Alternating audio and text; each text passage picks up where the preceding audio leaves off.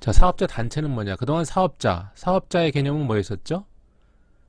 제조업, 서비스업, 기타 사업을 행하는 자. 이게 사업자였죠. 그래서 사업이라는 것을 행하기만 하면, 영리 목적의 사업을 행하기만 하면 다 사업자였습니다. 개인도 사업자가 될 수 있고, 공공기관도 사업자가 될 수 있고, 교육기관도 사업자가 될 수 있는 겁니다. 사업자의 개념은 그렇게 공부를 했는데, 그러면 오늘 공부하는 사업자 단체는 뭐냐? 사업자 단체. 사업자가 2명 이상이 모이면 사업자 단체가 되겠죠. 개인 사업자의 경우에, 또는 법인 사업자의 경우에는 2 법인체 이상이 모이면 사업자 단체가 되는 겁니다. 자, 사업자 단체는 일반적으로 동일 산업 부문에 속하는 기업을 구성원으로 하여, 이게 사업자죠, 기업이 공통의 이익 증진을 도모하는 단체, 이렇게 되어 있습니다. 그러니까 사실 사업자 단체는 같은 종류의 사업을 영위하는 그러한 사업자들끼리의 모임이라고 할 수가 있죠. 그래서 무슨 뭐 약사협회라든지, 무슨 뭐 의사협회라든지, 변호사협회라든지, 무슨 무슨 건설회사, 건설업협회라든지 뭐 그런 식으로 동일 산업 부문에 속하는 기업이 원래는 사업자 단체의 개념에 이제 속하는 것인데, 우리 독점규제법을 보면은 굉장히 넓게 규정을 해놨습니다. 형태 여하를 불문하고 2 이상의 사업자가 공동의 이익을 증진할 목적으로 조직한 결합체 또는 그 연합체, 이렇게 해놨습니다. 어떠한 사업자이든 그 목적을 불문하고 그냥 공동의 이익을 증진하기만 하면 되는 거죠. 조직한 결합체 또는 연합체를 다 사업자 단체라고 부릅니다. 그래서 어떠한 사례가 있는가? 그 형태 여하를 불문하니까 사단법인이나 조합 등은 뭐 당연히 해당이 되는 거고, 그 밖에 법인격 없는 단체도 많이 있죠. 법인격이 없다라는 것은 법인 등기를 하지 않았다는 소리입니다. 그러니까 법인격 없는 단체도 다 해당이 되고, 또한 기존의 사업자 단체의 지부도 해당이 됩니다. 그래서 무슨 약사협회, 동대문구 지부, 이런 식으로 지부도 된다는 말이에요. 지부. 또 분회, 지회 등 독자적으로 활동하기만 하면 다 사업자 단체에 해당이 된다는 거고요. 그 다음에 가장 큰 사업자 단체는 뭐가 있을까요? 가장 큰 것은 역시 전국경제인연합회겠죠. 여기에 삼성그룹, 현대그룹, LG 다 들어가 있죠. 그런데 여기 보면 동종산업의 기업을 구성원으로 하는 건 아니잖아요. 그죠? 모든 사업체가 다 들어가 있잖아요.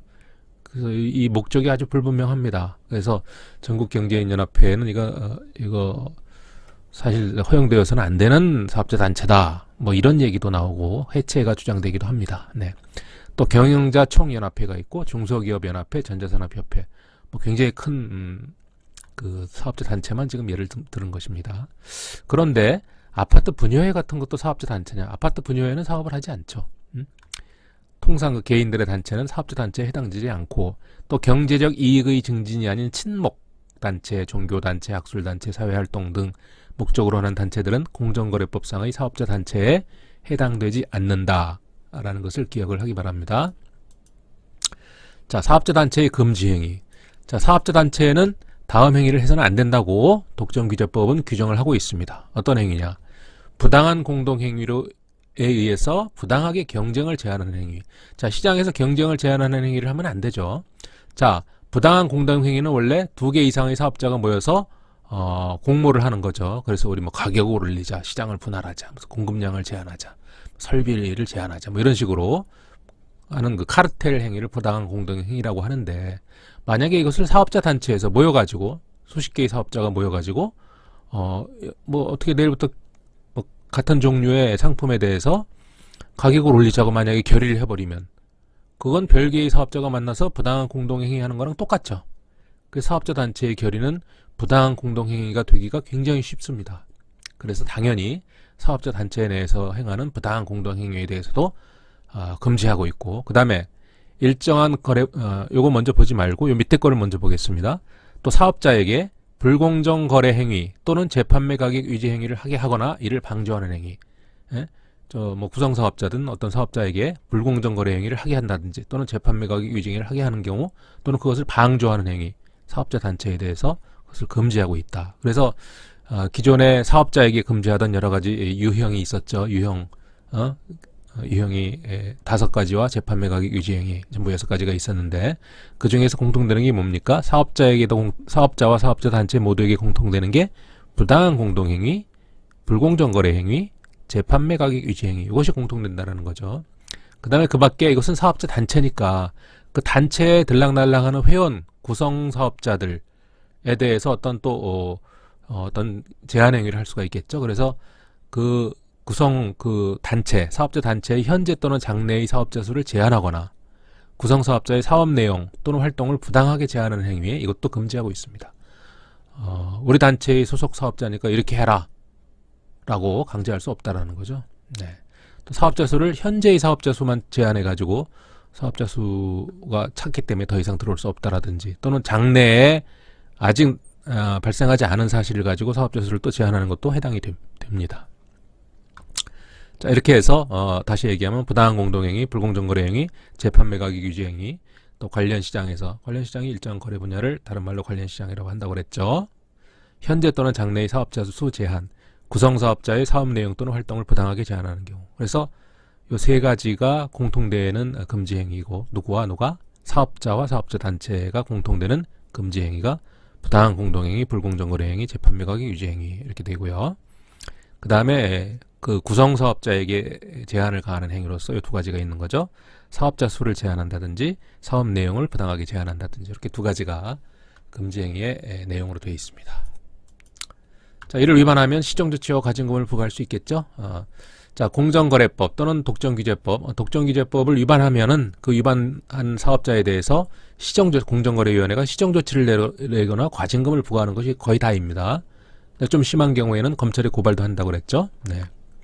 공정거래위원회는 사업자 단체의 금지행위 규정이 위반하는 행위가 있을 때에는 당해 사업자 단체에 대해서 당해 행위의 중지, 뭐 거의 다 들어있는 시정조치의 내용이죠. 시정명령을 받은 사실의 공표, 이것도 거의 다 들어있는 시정조치의 내용입니다. 기타 시장을 위하여 필요한 조치를 할 수 있다. 이렇게 공정거래위원회의 시정조치에 대해서 규정을 두고 있습니다. 자, 여러 법 위반 행위에 대해서 사업자의 법 위반 행위에 대해서 시정 조치를 다 공부를 해왔죠. 그 중에서 지금 오늘은 사업자 단체의 금지 행위에 대한 시정 조치를 지금 공부를 한 거고 다른 법 위반 행위에 대해서 시정 조치를 내리는 경우 그 내용이 당해 행위의 중지, 시정 명령을 받은 사실의 공표고는 거의 다 공통됩니다. 그렇죠? 좀 기억을 하기 바라고 그 다음에 가격에 인하는 시장 지배적 사업자의 지위남용에 특유하고 계약 저항의 삭제는 불공정 거래 행위 또는 특수관계인에 대한 부당한 이익 제공 행위. 여기에 좀 특수한 시정 조치이다. 이것도 좀 기억을 하면 좋겠죠. 네. 자, 과징금도 부과합니다. 공정거래위원회는 사업자 단체의 금지 행위 규정에 위반하는 행위가 있을 때에는 당해 사업자 단체에 대하여 5억 원의 범위 안에서 과징금을 부과할 수 있다. 사업자 단체가 금지 규정을 위반하면 그 사업자 단체에 대해서 구성 사업자가 아니라 그 사업자 단체 전체에 대해서 5억 원의 범위 안에서 과징금을 부과할 수 있다라는 거고. 자, 그 다음에 그 사업자 단체의 금지 행위 중에 부당한 공동행위, 불공정 거래행위, 재판매 가격 유지 행위 이런 게 있었죠. 만약에 부당한 공동행위를 했을 경우에 그 부당한 공동행위에 참가한 사업자에 대해서 이거는 사업자 단체가 아니라 그 카르텔에 참가한 사업자에게 부과하는 과징금입니다. 관련 매출액의 10%를 곱한 금액을 넘지 않는 범위 안에서 과징금을 부과할 수 있고 매출액을 계산할 수 없는 경우는 20억 원 이내의 범위에서 과징금을 부과할 수 있다. 이건 부당한 공동행위 위반인 경우이고 그 다음에 불공정 거래행위 위반, 재판매 가격 유지 행위 위반, 그 다음에 구성사업자에 대한 행위 제한 위반, 이 나머지는 다 관련 매출액의 5%를 곱한 금액을 넘지 않는 범위에서 과징금을 부과할 수 있고 매출액이 없는 경우에 10억 원 이내에서 과징금을 부과할 수 있다. 부당한 공동행위는 좀 중대한 법 위반 행위이죠. 카르텔이 굉장히 중대한 법 위반 행위라고 했는데 이거는 10% 20억 원인데 일반 나머지는 좀 약하게 5% 10억 원으로 이렇게 과징금이 책정되어 있습니다. 하나 벌칙으로 자, 벌칙은 3년 이하의 징역, 2년 이하의 징역, 1억 원 이하의 벌금 세 가지 종류가 보통 있는데 우리가 공부하고 있는 대부분의 실체적 금지 행위는 거의 다 3년 이하의 징역 또는 2억 원 이하의 벌금에 해당되는 내용입니다. 그래서 오늘 공부한 사업자 단체도 여기에 해당이 되긴 되는데 그중에 부당한 공동행위만 여기에 해당이 되고 나머지 그러니까 불공정 거래 행위, 재판매 가격 유지 행위, 그다음에 구성사업자에 대한 제한 행위 이런 거 나머지 금지 행위는 2년 이하의 징역 1억 5천만 원 이하의 벌금에 처한다라는 거죠. 불공정 거래 행위에도 부당 지원 행위는 3년 이하의 징역이고 여기 지난 시간에 배웠죠? 나머지는 다 2년 이하의 징역이다. 요 3년 이하의 징역, 2년 이하의 징역 요게 공정거래법으로 치면 66조이고 여기 67조입니다. 그래서 66조와 67조 요 두 가지의 경우에는 전속고발권 제도가 적용이 됩니다. 그래서 공정거래위원회가 고발하지 않으면 검찰은 여기에 손을 댈 수가 없다는 거죠. 요 1억 원 이하의 벌금은 공정거래위원회가 고발하지 않아도 이것은 검찰에서 기소를 할 수가 있습니다. 요 두 개만 전속고발권에 묶여 있다. 고맙습니다.